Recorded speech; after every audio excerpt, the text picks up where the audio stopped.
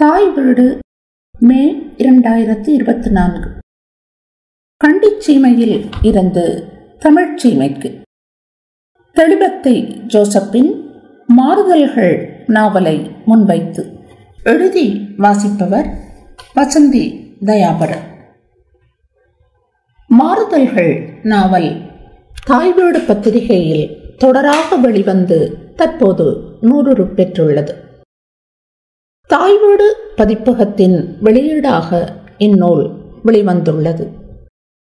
தாய் வீடு ஆசிரியர் திரு திலீப் குமார் தனது பதிப்புரையில் எழுத்தாளர் தெளிவத்தை தனது தேடல்களையும் அனுபவங்களையும் அழிவற்ற படைப்புகளாக மாற்றும் திறன் கொண்ட சமூக படைப்பாளி எனவும் 5 வருடங்களாக எந்த ஒரு எல்லைகளும் விதிக்கப்படாது ஒரு பறவையின் சுதந்திரத்தோடு அவரால் எழுதப்பட்டதே இந்நாவல் எனவும் குறிப்பிடுகிறார்.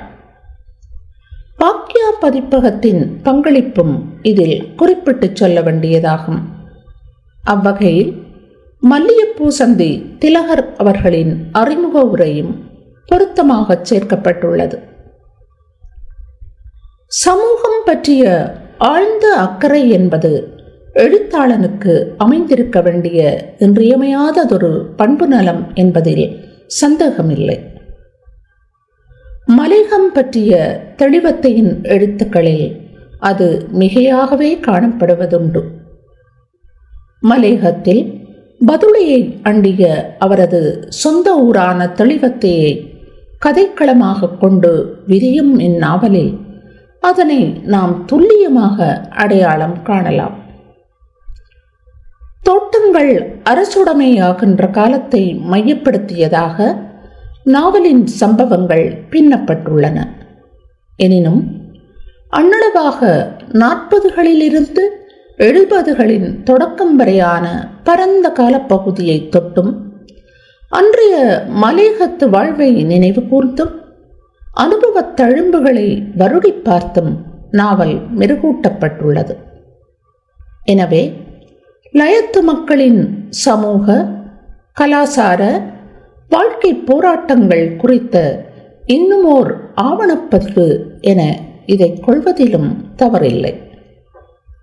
தாய் வீடு ஆசிரியர் கூறுவது போலவே ஒரு மானுடராக, தமிழராக, மலையகத்தவராக தெளிவத்தையின் பேனா எழுதிச் சென்றதே மாறுதல்கள் நாவல்.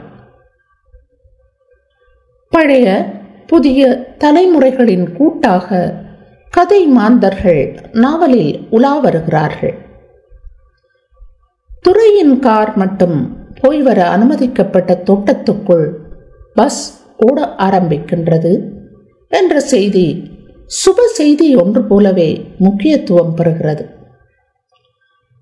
அத்தனை நாளும் பதுளைக்கு செல்வதற்கு தோட்ட மக்கள் எதிர்கொண்ட துயரையும், கட்டுச்சாதம் கட்டிக்கொண்டு 10 மைலை கடந்து மெயின் ரோட்டுக்கு வந்து அதன் பிறகு பஸ் பிடித்து டவுனை அடைய வேண்டும் என்ற வார்த்தைகள் நமக்கு புரிய வைக்கின்றன.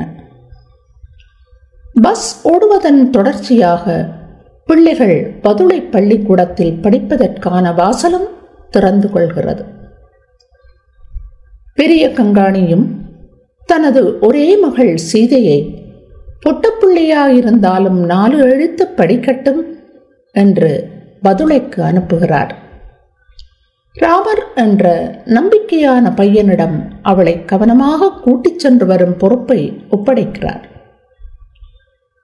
அவர்கள் இருவரையும் பற்றிய தோட்டத்து பெண்களின் வம்பு பேச்சுகள் கங்காணியின் மனதை பதைக்க வைக்கின்றன.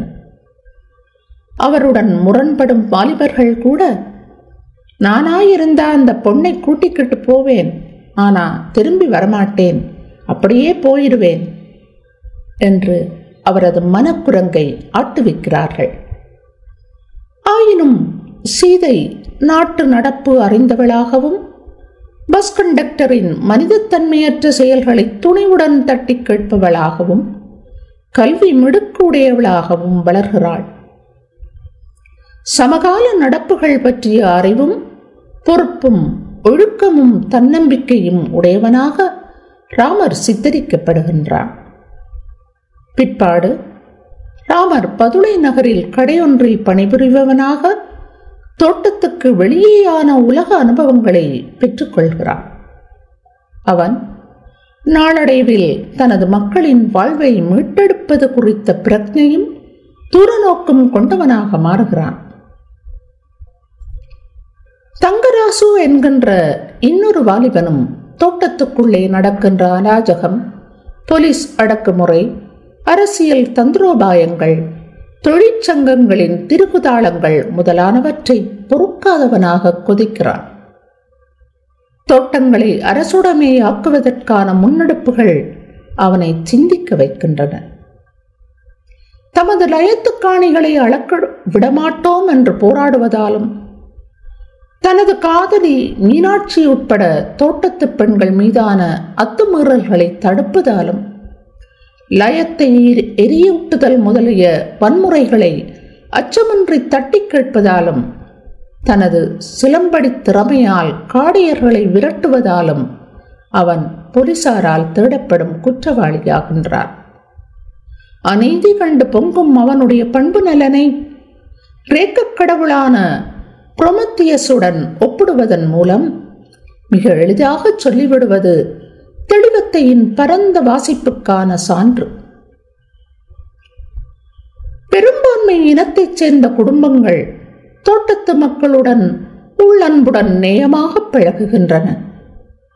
சியாத்து என்பவரின் குடும்பம் தோட்டத்து மக்களுடன் அன்பாக பழகுகிறது. அவரது மகள் சுவர்ணாவுக்கும் ராமருக்கும் இடையே காதல் அரும்புவதை மோப்பம் பிடித்துவிடும் ஹாமதுரு ராமரை எச்சரிக்கிறார். சிங்கள குடும்பத்துடன் அவன் நெருக்கமாக பழகுவதை தடுக்கும் முன்னெச்சரிக்கை நடவடிக்கை அது.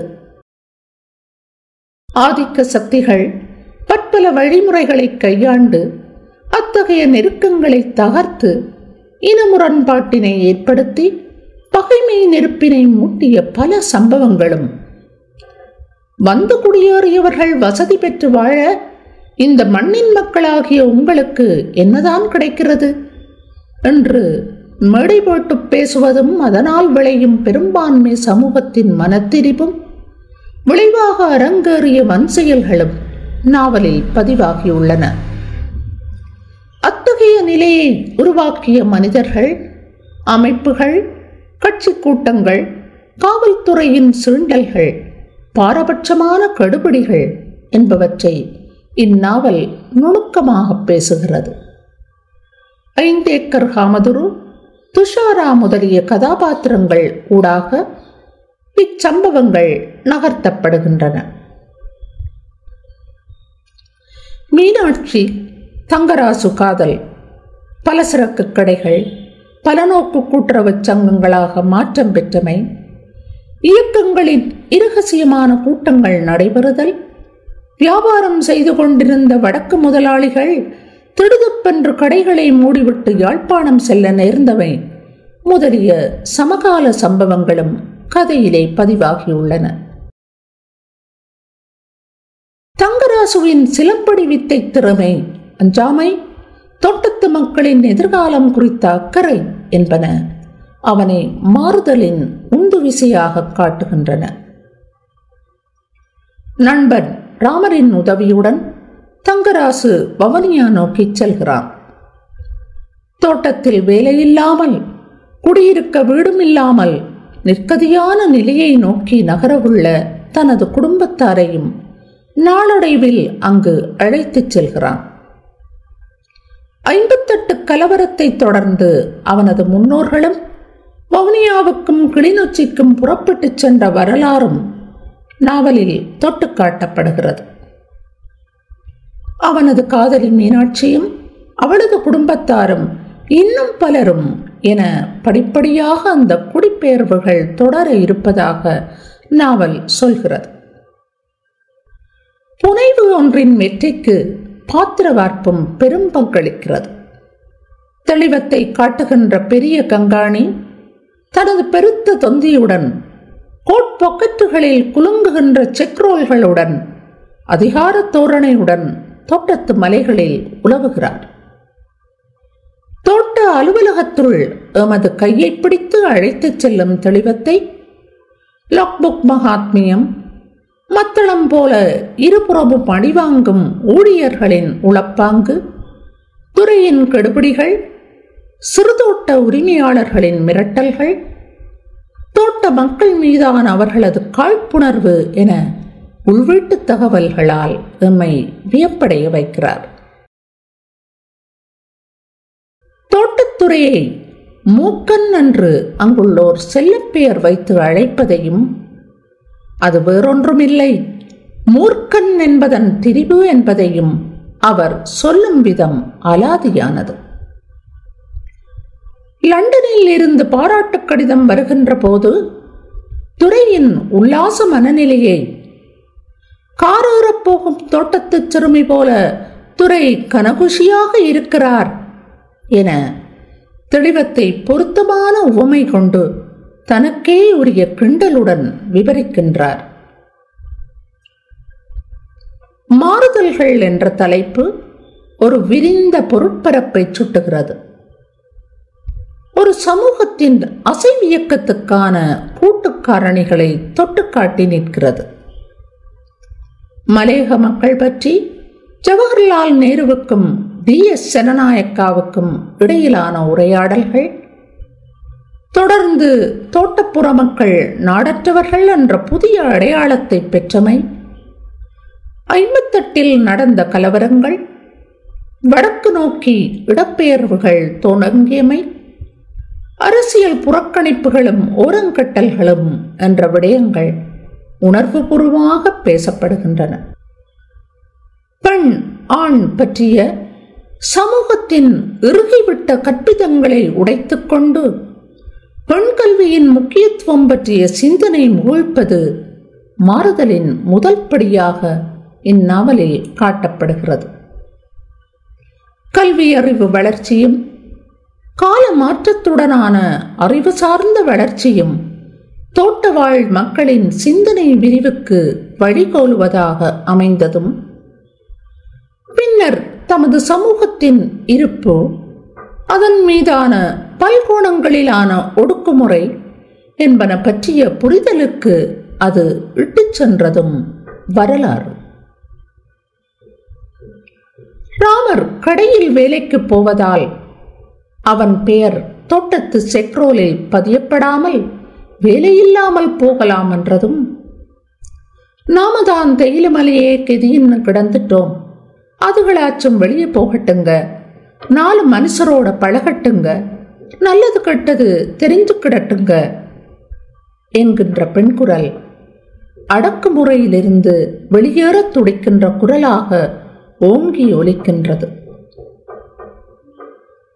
பெரிய கங்காணியின் வேலையும் பறிபோகும் நிலையில் அசைக்க முடியாத அவரது ராஜ்யமே ஆட்டங்கண்ட போது அதனை சுலபமாக கடந்து போக தலைப்படுகின்ற அவரது படிப்பறிவுள்ள மகள் சீதையின் செக்ரோலை தலையை சுத்தி துறமேசையில வீசிட்டு வந்துருங்கப்பா எனும் நம்பிக்கை குரல் கூட மாறுதலுக்கான விளைவே அன்றி வேறன்று.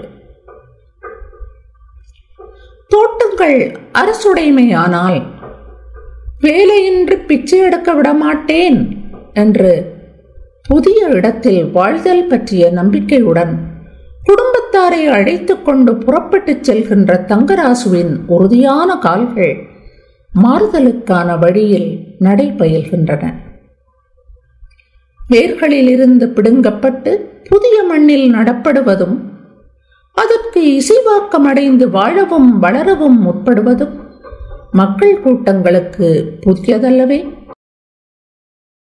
மன்னி மண்ணை நம்பிக்கையுடன் சென்றடையும் மக்களுக்கான வரவேற்பு எவ்வாறு அமைகிறது என்பதை காட்ட அங்கு அருகருகே வாழும் யாழ்ப்பாண தமிழ் குடும்பத்தையும் மலையக குடும்பத்தையும் நாவலில் கோர்த்துள்ளார் தெளிவத்தை.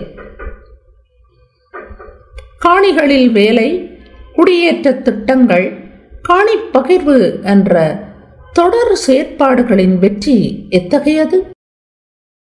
குடிபெயர்வின் போக்கு எவ்வாறானதாக இருக்கும் முதலிய தெளிவத்தையின் கேள்விகள் இன்னும் வினாக்களாகவே உள்ளன. ஒரு வரலாற்றை கூறப்போகும் தெளிவத்தை புனைவிலக்கியவாதி என்பதையும் வாய்மொழி இலக்கியம் தெரிந்தவர் என்பதையும் நாம் நாவலில் ஆங்காங்கு காணலாம்.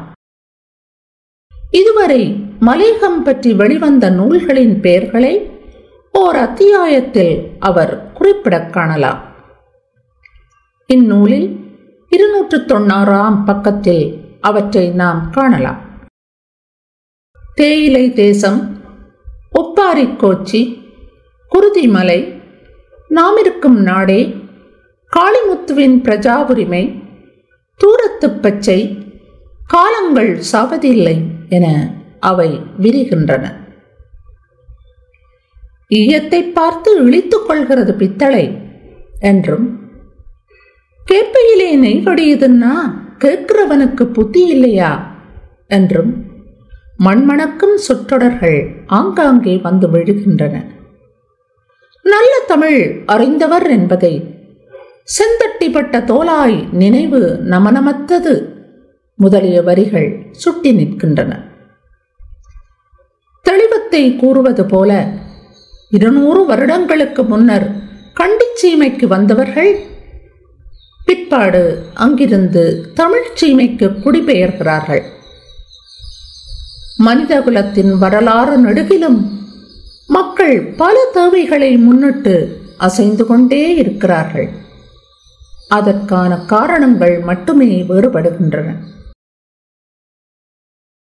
நாவலின் இறுதியில் தெளிவத்தை தீர்மானங்களை நோக்கியும் முடிவுகளை நோக்கியும் நிகழ்வதில்லை மாறுதல்கள் என்று அழுத்தமாக கூறுவது எம் கவனத்தை ஈர்க்கிறது.